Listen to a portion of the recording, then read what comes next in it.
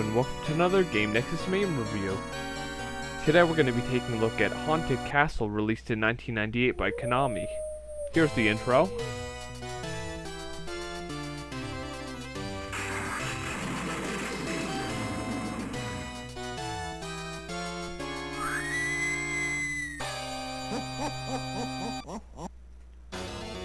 Now, this game was released by Konami in 1988 on one of their old arcade hardwares that was actually not named in any way.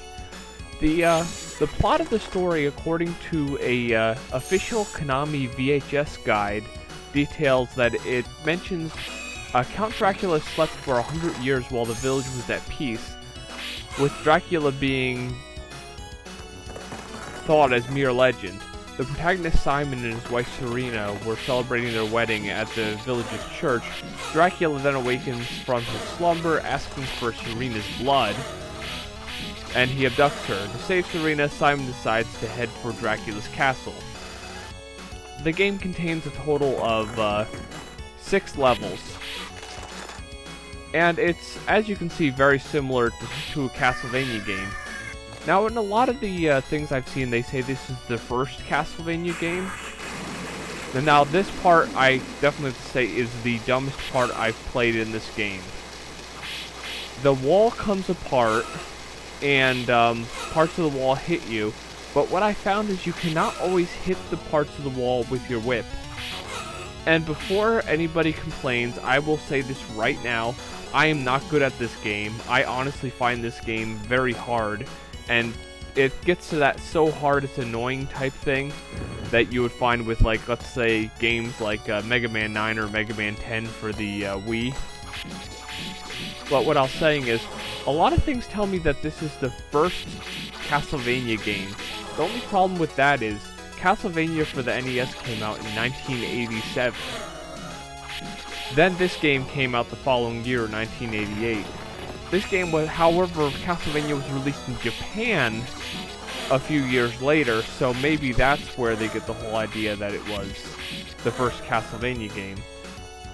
I've also read sources that say this is not Simon Belmont at all, but a different character named Simon. But, it's one of those things that seems to be a bit of a debate. The only, release of this in any kind of home market was on PlayStation 2, in Japan only. It was published by a game called Hamster, ported to the PlayStation 2 in May of 2006 as part of the Oretachi Game Center Zoku series. It's basically one of those, like, arcade classics type deal, like we had our Sega Ages, or various things. Like, I remember Hudson had one for Bonk on the PC Engine. Now here's Medusa. She's the first boss. I know for a fact that I die here, because the problem here is she throws these little snakes at you, and you have to try to whip her and possibly throw the bombs at the same time. Now, the only thing I will mention that was a bit weird with that boss battle is that the, those bats that you saw me dodging before, when I first tried this game, I kept trying to kill them. But I found out that killing the bats really does nothing at all. You don't have to kill a certain amount, they'll just fly around for a certain amount of time. So I'm gonna go back and try Medusa again here. But yeah, this game was released as I said, as like an arcade classic type experience on the PlayStation 2, but at the time of release it didn't have any proper arcade ports, because I'm guessing by the time we had technology to actually put this on the home console, they had Super Nintendo, and at that point they wanted to make their whole Super Castlevania. The controls are just like the NES Castlevania games, where you have your whip as button 1 and your jump as button 2. If you press up and the jump button, it will throw whatever weapon you have in your thing there. If you saw right there, I actually threw a couple bombs. I wasn't really meaning to throw bombs at skeletons, because they're not really that hard. But here's me gonna try the Medusa boss again. Probably die again too. But you'll see these purple bats that almost blend in with the background. They will never hit you if you bend down, so there's no point in even attacking them. Although, for all I know, it could be possible that the bats might make Medusa easier or harder, or who knows. There actually were multiple versions of this in the arcade. There was the M and K versions in America and the N and P versions in Japan. The M version is the harder version. I believe what I'm playing here was the K version. And I kept thinking to myself, if the M version is so much harder, I couldn't imagine it because I'm playing the quote-unquote easier version.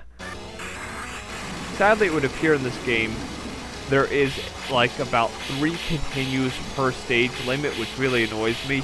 Even if you like put like $5 in quarters in the arcade machine, you only have like 3 continues per stage before you start all over again. Because I don't know if you've heard it during like me dying here a couple times. I pumped like must have pumped in like a few dollars in quarters in this, but at the very end of my gameplay here, I was in level 2 and I think I died 2 or 3 times, and it gave no option to continue at that point. So that's actually pretty brutal if you ask me. I figure if you have enough money, you should have unlimited continues in an arcade game. It just bothers me when they put that kind of limit on it. Now I can understand a home version, but when you're paying 25 cents per play for a game, I don't think there should be a limit on how many times you can continue playing the game, thus paying the company more money. Unless maybe they figured that they only give you a few continues, you'll pay even more money because you have to start all over the game every time. And from what I've read, there's also more bosses like Frankenstein's monster and Dracula as well, since there's a boss at the end of all 6 stages. But here's me waiting for Medusa again. The song that actually plays in this stage is called Cross Your Heart, which was actually then reused in Castlevania Portrait of Ruin under the title Crucifix Held Close for some reason. Okay, now here's me trying to fight Medusa again. Only thing I found with this is she's Medusa. She should look at least a little bit feminine, but she really doesn't.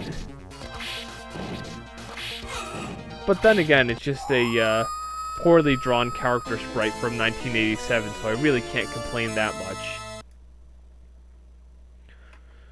And just in case it means anything to anybody, the composer of the music for this game is Kenichi Matsubara. So if you're really interested, there you go. This game, the actual release dates for this game is February of 1988 in Japan, September 22nd of 88 in North America, and then it was not until November of 1988. Actually, my bad, November of 1998 for Europe. Although then again, that might be a typo that I'm reading here. So it might be November of 1988, because I couldn't see them releasing this game in 1998, considering what crazy games we had at that point. I find the arcade flyer a bit weird. If you saw that in the beginning, it had Dracula, and that had this girl. I'm guessing that's supposed to be Serena, or for all we know, it just could be whatever random girl they had when they took the picture of the American arcade flyer.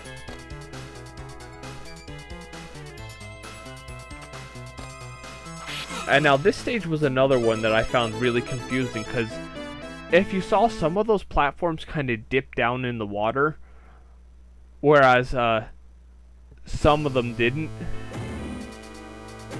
And this area you see me walking on here, when I actually first got to this area, I honestly didn't know that this was a platform at all. I thought it was like part of the background, so when I jumped in, I was like, oh, I hope I don't die now. And I saw myself walking, I was like, oh my god, I'm walking through the background. Is the game glitched or something? Then I figured it out, that actually is a platform, even though all along it had just been part of the background. So yeah, sometimes you can get some old games with a bit of confusing graphics, but it's not that bad. Now, my personal opinion about this game, it kind of feels like Castlevania in its infancy. I would go as far as to say Castlevania on NES and any of the following sequels were better than this game. This game is a bit of a challenge, and there's that like Morning Star whip type weapon, which for some reason it seems to randomly spawn in this level. But this game sure is a challenge, but I can honestly say, in my opinion, as you can see from all the times I've died, it has that it gets so hard that it's annoying type quality for me. And now this area, when I first climbed up here, I thought I was climbing into a wall. I didn't realize it was actually part of the stage. But as I said, it gets to the, it gets so hard that it's annoying quality, and it just stops being fun in my opinion. But if you're up for a challenge and you like some Castlevania, then you might want to give this one a shot. And of course, if you didn't see that, bats are also a problem with this. If you're platforming, a bat can knock you over and you can fall right off. Well, that's been another Game Nexus Mame review, and I shall see you later. Bye.